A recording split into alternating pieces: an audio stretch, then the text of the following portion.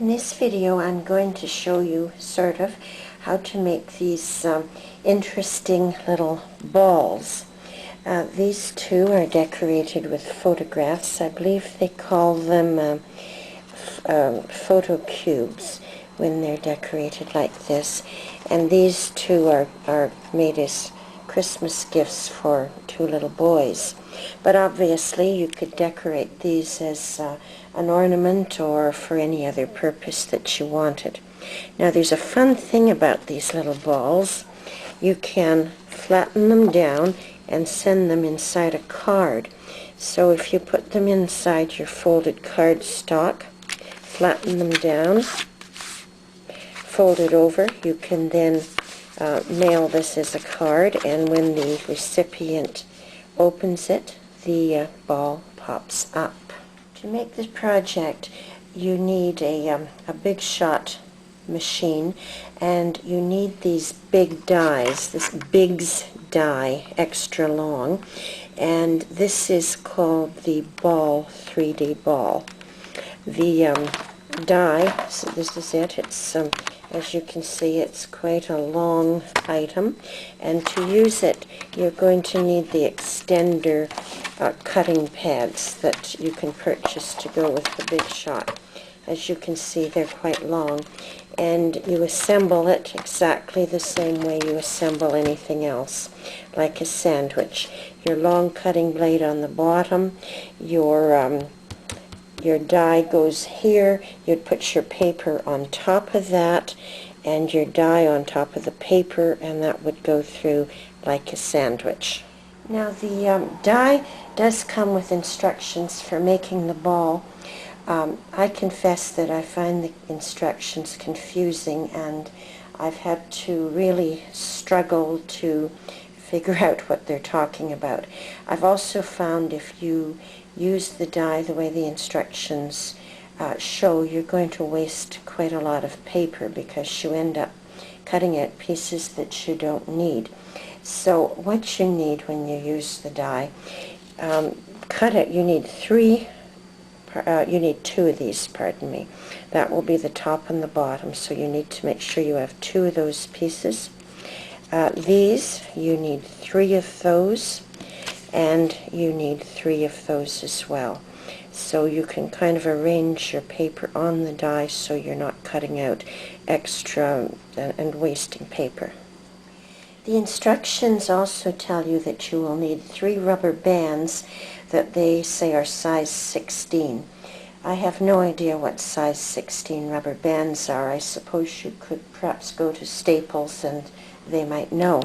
But this is what works. This is a bag of rubber bands, jumbo pack. I think I paid $1 for it at the dollar store. And it has many sizes, but the ones that work, this size, if you stretch it out on the ruler, it would be about 2.5 inches, just stretched out like that. So 3 of those that are just 2.5 inches without stretching them tight will work just fine. Now you need to fold your things. So this one, this side folds in. You're looking at it like this. This side folds in, this folds in, this folds in, that folds over. Now over here you have this is called a mountain fold, and in the middle a valley fold, and another mountain fold. So you're going to make the folds like that. So looking at it that way, you would get that kind of an effect. Now you have your folding done. I don't think I mentioned earlier, but the folds are, the scores are already on. The die does that, so you know exactly where.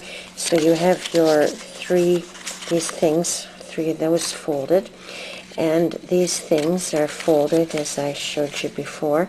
Now at this point you need some firm double-sided sticky tape like this, and you go along and put a row of double-sided sticky tape along here on one side of the hole, and be sure to keep the holes free because that's where the elastic bands are going to do.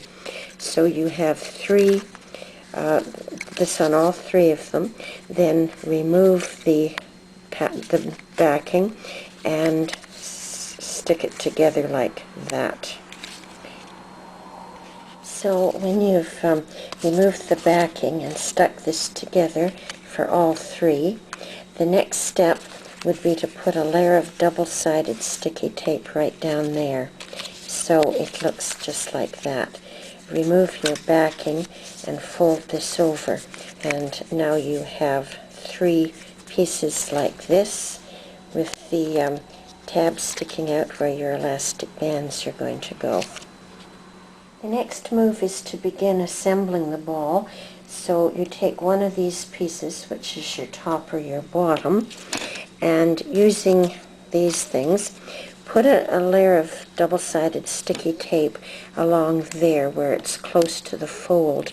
Remove that backing, and then you would attach it like so, so that you're right on the fold. And you would do that for all three pieces, but you want to miss, it's every second one, so you want to miss a space. And you also need to be sure that your cuts are all facing in the same direction. So this one is facing to my left, and that was wrong. So we'll change that. This one, there, okay. This is facing to my left, so it will go there. And this is also facing to my left, so it'll go like that. After that's assembled, the next step is obviously to do the same thing with these little deals. So a strip of tape along here, and you attach them at the folds, just the way it makes sense to do so. Now at this stage, I suggest, when this is glued down, I suggest that you do your decorating right now before you assemble the ball, because it's much easier at this point than it will be later on. When your ball is decorated, and this one isn't, when your ball is decorated, you assemble the elastic bands like this.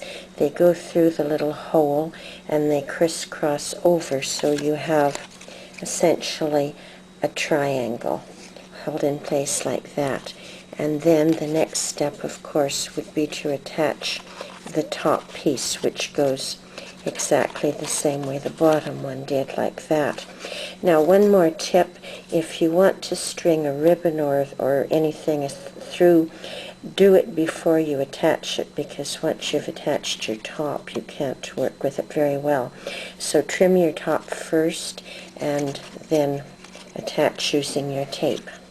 So here's my completed ball. It has a Christmas theme. I've put 6 of these. That's the scalloped circle from Nestabilities, and on top I've put 2 snowflakes punched out and trimmed with Snow Writer and a little red glitter. And here it's the same snowflake punch with red glitter on it and some Snow Writer. And here on the top, just two Nestabilities scallop circles, a little red eyelet, and of course the red ribbon. So that is my little red ball. If you've enjoyed this video, I invite you to visit my blog at scrappingbydesign.com.